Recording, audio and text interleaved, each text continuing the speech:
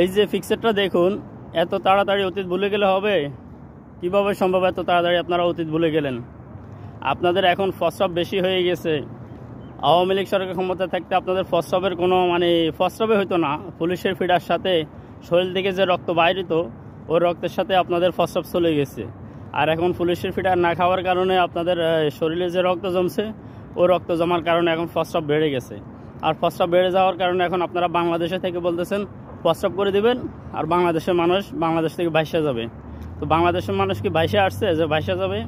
আপনারা এত তাড়াতাড়ি অতীত ভুলে গেলে হবে?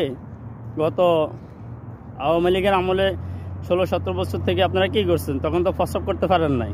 আপনাদের ভিতরে এখন গদির লোভ চলে আসছে, ক্ষমতার লোভ চলে আসছে, সাদাবাজির লোভ চলে আসছে। তো এগুলো এত তাড়াতাড়ি আসলে হবে? এগুলো সময় লাগবে না? যারা বাংলাদেশটাকে স্বাধীন করছে ফ্যাসিবাদ সরকার থেকে, তাদেরকে তো সময় দিতে হবে বাংলাদেশটা পুরোপুরি সংস্কার করার জন্য। আর বাংলাদেশটা পুরোপুরি সংস্কার করার পরে তারপরে হয়তো ইলেকশন হবে। আপনারা যদি ক্ষমতা আসেন তখনকারটা তখন দেখা যাবে। জোর করে তো ক্ষমতা আসা যাবে না, কারণ আওয়ামী লীগ সরকার থেকে তো আপনারা আর শক্তিশালী হন নাই। যে আওয়ামী লীগ সরকার থাকতে পারে না, টিকতে পারে না বাংলাদেশের বুকে, তো আপনারা কিভাবে এই বাংলাদেশের মানুষদের সাথে এভাবে বর্তমানে আচরণ করতেছেন? তো এই আচরণের কারণে আবার আপনাদের বিরুদ্ধে বাংলাদেশের মানুষ লেগে যাবে এবং কি লেগে গিয়েছে।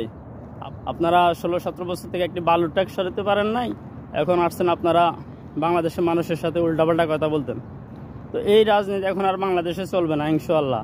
যতদিন পর্যন্ত হক্কানি আলেম আছে বাংলাদেশে, ততদিন পর্যন্ত আপনাদের রাজনীতি এইখানে বন্ধ হয়ে যাবে। ভবিষ্যতে চলার সম্ভাবনা যদিও থাকে সংশোধন হওয়ার পরে, বাংলাদেশ সংস্কার হওয়ার পরে।